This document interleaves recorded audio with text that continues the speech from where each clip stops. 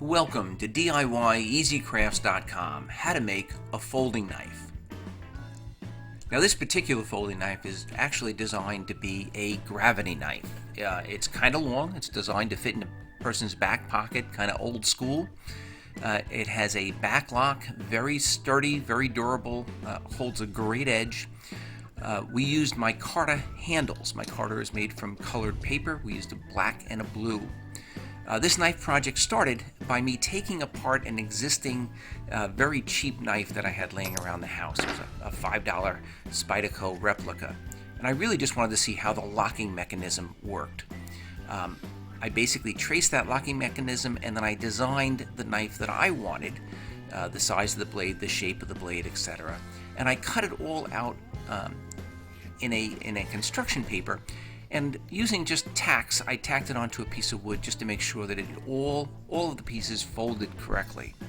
Now, a folding knife is not all that complicated to make. Basically, there's 4 different shaped components. You've got the blade, you've got the lock, and you've got the back plate, which also holds the spring, and then you've got 2 identical liners. I'm going to trace each one of those components onto some 1095 steel, which I got from McMaster and Carr.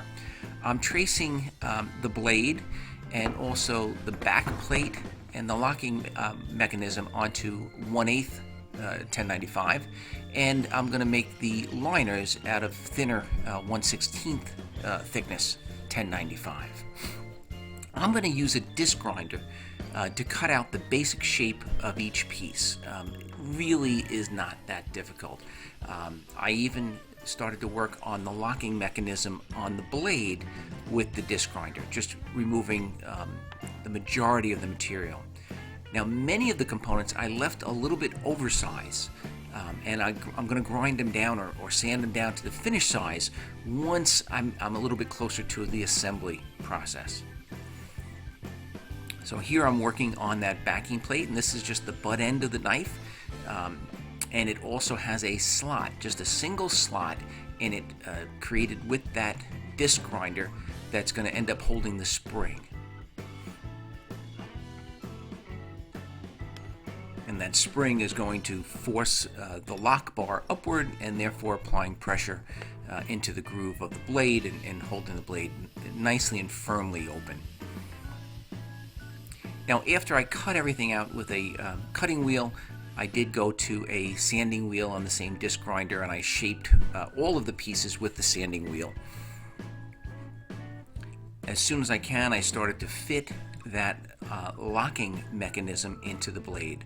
That's really the only difficult part, or the part that you really have to be careful of on this whole project. You know, that blade, the U-shaped female end on the blade has to fit perfectly into that locking bar, and it applies pressure both forward on that blade and also back, so it really has to be a close fit. You have to just keep trying it and just remove a little bit with a file, until you get it to fit. So here are all of the pieces. I've got the blade cut out, that locking bar, the backing plate, and the 2 side liners out of the thinner material. This is just a close-up of that locking bar and the blade, and you can see how everything fits together.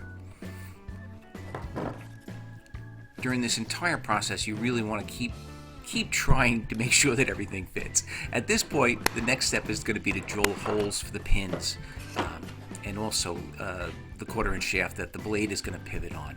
So I used the center punch, and then I don't have a drill press. I just clamp all of the pieces to my workbench, and then I try to drill holes, as perpendicular as possible. Whenever possible, once I get a hole drilled, I'll put, especially when I'm using 2 pieces, I'll put a pin through that hole before I drill the next hole, so that it kind of holds its location.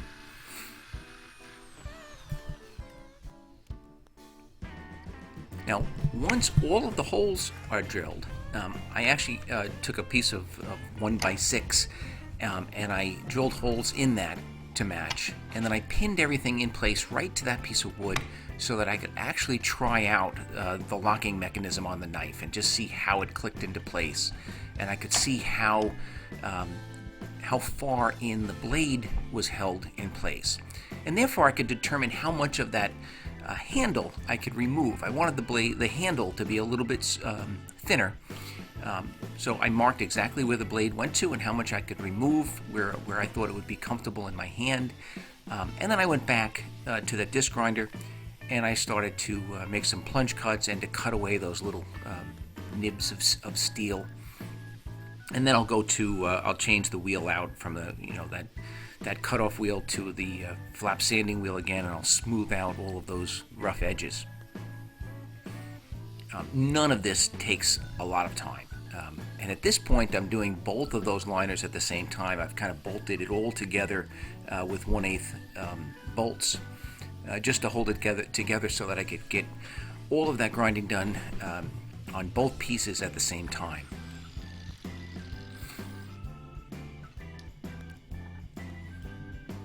And here you see that assembly. So the blade's not even in there, but I've just, basically attached the two liners and the backing plate and the locking mechanism together. So now I've put all 4 of the pieces together, just to make sure that it still opens and closes and locks, etc. And now I'm going to start working on the scales. Now the scales I made out of a black and blue micarta. I sandwiched black and blue construction paper together with fiberglass resin and laminated that all together. And I'm just going to cut them out to the basic shape of the handles. I'm not going to really finish these off now, but I'm going to grind away a little of the material just to get it as close to the finished size as possible. I don't really want to bring these in too close to size, because when I actually pin everything together, if I'm off, I don't want there to be any area where the actual liners are protruding further than the scales or that cover them. So I'll do the final grinding on these scales after they are pinned in place. But this gives you a basic idea of what the scales are going to be made from and how they're formed. The next step was going to be to bevel the blade, and I just put this in my Bevel plunge cut jig, and that mounts right into my Bevel angle grinding jig, and I'm just going to go over to a 1-inch belt sander. That's what I have. I hold the blade firmly in place just with a vice grip. And this 1095 is very easy to work with. Really machines nicely, and when it's hardened, it really holds a nice edge. So as with any knife, grinding the bevels takes a little bit of time. It takes a little bit more time when you've got a 1-inch belt sander and not the most powerful of motors. But we all work with what we have, right?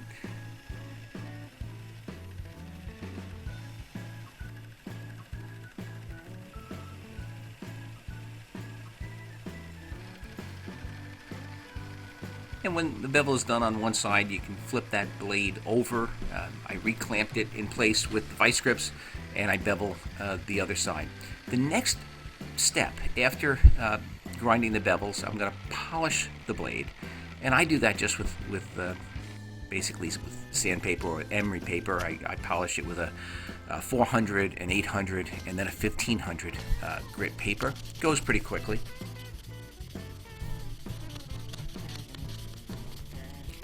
Now after polishing, I'm going to heat treat the blade. I'm not going to show the whole video of the heat treating, but basically you bring it up to its cherry red, non-metallic, quench it in oil, let it cool down completely, and then there's a tempering process after that where you take the blade and also the backing plate and that locking mechanism, and you put it in an oven 375 for 2 to 3 hours, and then without opening the oven door, you let it cool in the oven overnight, and that makes the knife blade nice and hard, but also not brittle.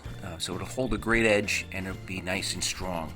After the hardening and tempering, I once again polished it. It's a very quick process at that point with the 1500. And once again, I've spiked everything or pinned everything onto my piece of wood and I'm just making sure that everything is still, the same size and shape, and everything functions the way it should. So the locking mechanism is catching, the blade is closing completely. And now I'm just going to basically trim off a couple of these pins and peen them over. Basically one of the brass pins in the butt end of the knife, and also the 1/4 inch shafting that the blade is going to pivot on, are both going to be cut off flush with the liners and peened over.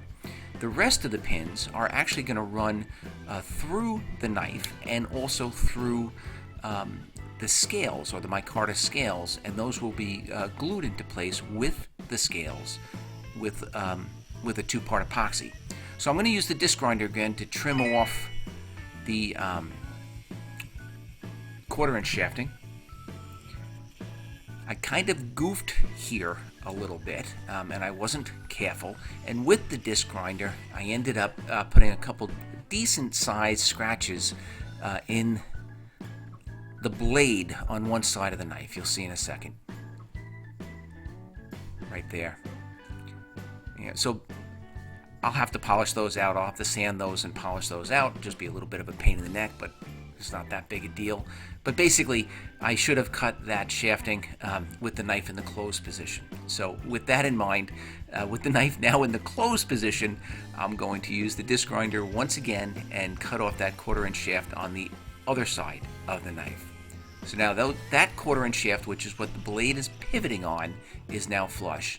And one of the brass pins on the butt end of the knife is cut flush. Both of those are peened over on both sides to hold them in place. And then the actual scales, or the handles of the micarta, when they're glued in place, will also hold that pivoting pin in. It couldn't possibly slip out to either side because the scales will be in place. Now, I've never done a folding knife before, so it's kind of a big learning curve. I mixed up some 2-part epoxy, a little bit of blue paint, just in case I goofed, you would only see the blue. But you really want to cover the entire scale, but you don't want too much glue that it's going to ooze out and get on any of the mechanism that has to move. So I just did it with a plastic knife very carefully, and as I was clamping it, I wiped off any that squeezed out from in between the scales. And I clamped one side at a time, put 2 or 3 clamps on to hold them in place, let it dry completely, and then I went back and did the exact same thing on the other side of the knife, so that I ended up with 2 micarta scales glued in place with 2-part epoxy.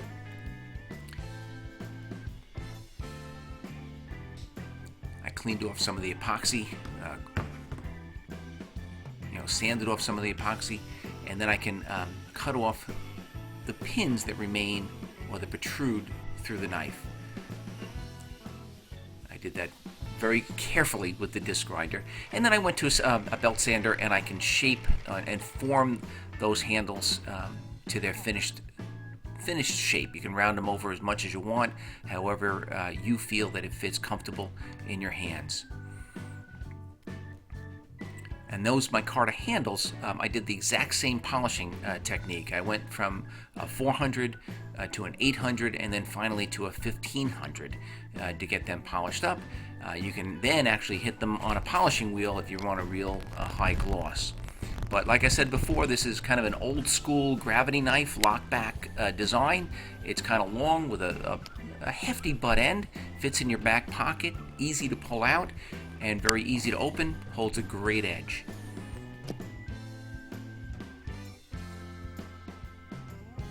And it's a fairly easy to build, do-it-yourself folding knife.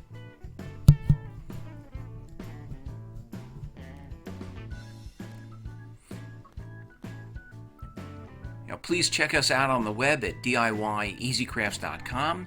Be sure to check out our other how-to videos. And if you liked this video, I ask that you please give it a thumbs up and subscribe to this YouTube channel.